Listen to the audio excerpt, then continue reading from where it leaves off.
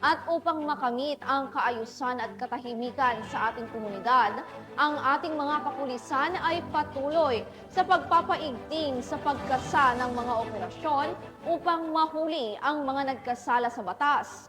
Kaya naman arestado ang isang lalaki dahil sa kasong may kinalaman sa iligal na droga.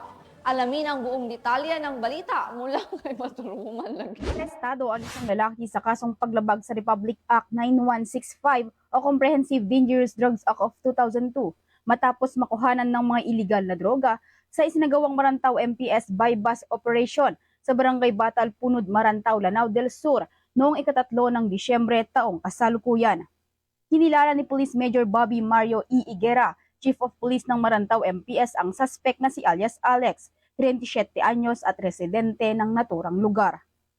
Bandang alas 8:30 ng gabi nang ikasa ang naturang operasyon ng mga tauhan ng Marantaw MPS na nagresulta sa pagkakaaresto ng suspect at pagkakakumpiska ng 3 piraso ng heat-sealed transparent plastic sachet na naglalaman ng pinaniniwalaang shabu na may timbang na 10.6 gramo at nagkakahalagang 72,080 pesos, 500 peso bill na ginamit bilang bypass money at isang bag.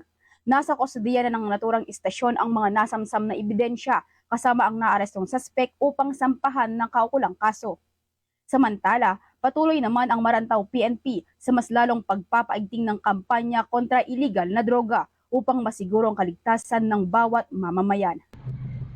Mula rito sa rehiyon ng Bangsamoro, ako inyong Police News Network Correspondent, Patrolwoman Veronica Lagi, alagad ng batas, taga-taguyod ng Balitang Pulis.